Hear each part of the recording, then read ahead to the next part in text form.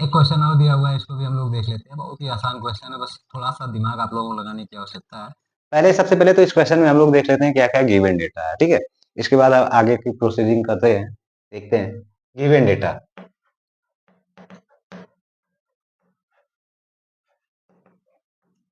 Given data क्या क्या है, ठीक है। तो गिवन डेटा में देखें तो कह रहा है कि a room is 60 metre long and 13.5 metre broad. कह रहा है कि एक रूम है जो कि 16 मीटर लंबा है और 13.5 मीटर चौड़ा है, ठीक है। इतना कह रहा है। अब इसके बाद कह रहा है कि find the cost of a covering. ये हमारा 16 मीटर हो गया और ये हमारा 13.5 मीटर हो गया। अब इसके बाद कह रहा है, ये तो हमारा रूम हो गया। अब कह रहा है कि find the cost of a covering. हमें कॉस्ट बताना है किसका, कवरिंग इट्स फ्लोर, फ्लोर को कवर करने के लिए विथ 75 सेंटीमीटर वाइड कारपेट। मतलब 75 मीटर सेंटीमीटर का कॉर्पेट है, चौड़ा कॉर्पेट है। कुछ इस तरीके से इसको कवर किया जा रहा है,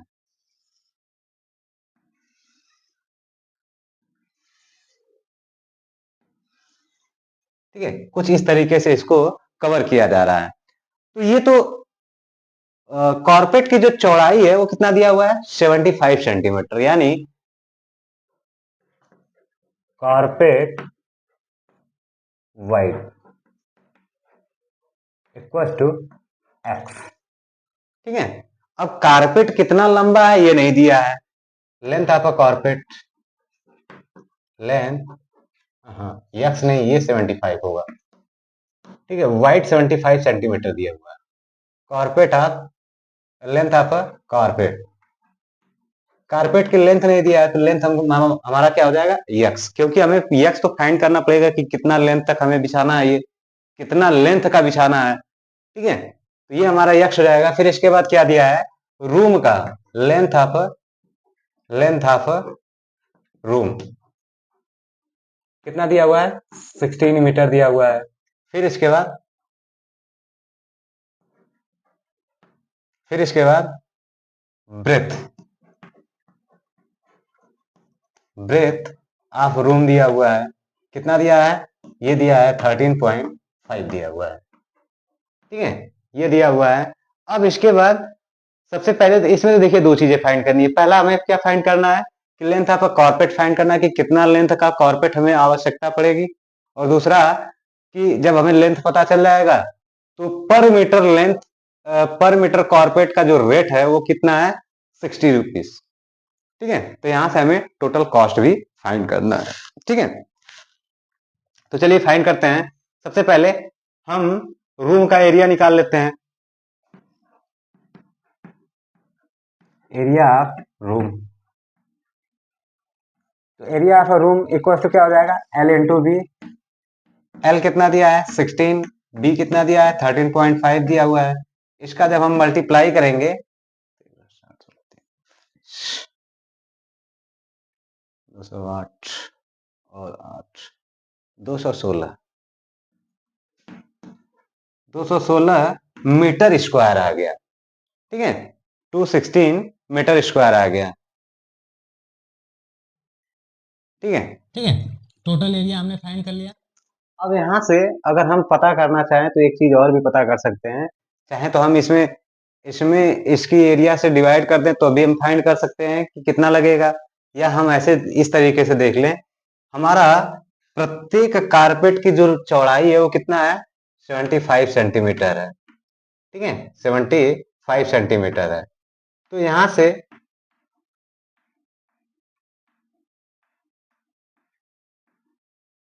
यहां से हम नंबर ऑफ कारपेट भी फाइंड कर सकते हैं, ठीक है। नंबर ऑफ कारपेट कैसे फाइंड कर सकते हैं, अगर ये हमारा 75 सेंटीमीटर है, 75 सेंटीमीटर है और ये हमारा सेंटीमीटर, ये सेंटीमीटर में है और ये मीटर में है, तो हम चाहें तो इसमें डिवाइड कर ले इतने से तो हमें नंबर ऑफ कारपेट पता चल जाएंगे, ठीक है। और लेंथ कारपेट की तो हमारी सेम ही होगी, कितनी, 16 मीटर ही होगा, ठीक है। तो यहाँ से भी हम लोग फाइंड कर सकते हैं। तो हम यहाँ से नंबर ऑफ कारपेट फाइंड कर लेते हैं। Number of carpet, number of carpet कैसे फाइंड करेंगे? 13.5 डिवाइडेड बाई 75। ये हमारा देखें तो ये हमारा मीटर में है, तो अगर मीटर में है तो इसको हम सेंटीमीटर में कन्वर्ट कर लें, ये हमारा हो जाएगा 1000। ठीक है, अब यहां से हम क्या करें, 25 से डिवाइड करेंगे। 25 3 जा 25 4 जा, ठीक है। अब इसके बाद इसको हम इससे डिवाइड करें तो 3 4 जा 0.5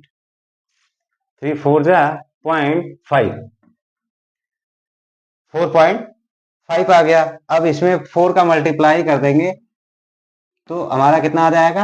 18। तो number of carpet, number of carpet की कितनी आवश्यकता हो जाएगी? 18। 18 नंबर हमें लगेंगे इस तरीके से बिछाने में, ठीक है, इस तरह लगाने में। अब इसके बाद 18 हो गए। अब 18 में मल्टीप्लाई बाई 16 कर दें तो हमें टोटल लेंथ पता चल जाएगी कि कितना कारपेट की आवश्यकता है, ठीक है। तो टोटल लेंथ,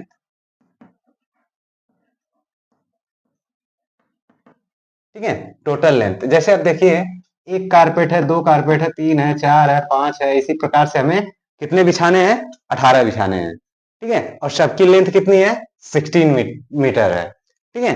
तो हमें 18 पता चल गया।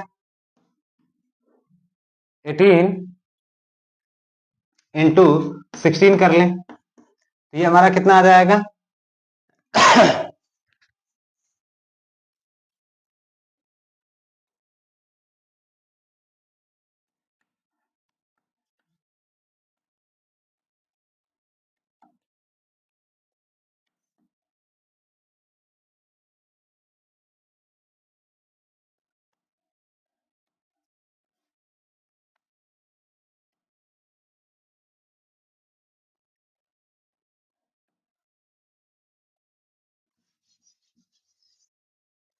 तो ये हमारा कितना आ जाएगा? 18 इंटू 16 कितना आ जाएगा? 18 इंटू 16, 18 दाम 180, 18 छक्का 108, 180 8 88, 288 कितना आ जाएगा? 288 मीटर आ जाएगा, ठीक है। 288 मीटर आ गया।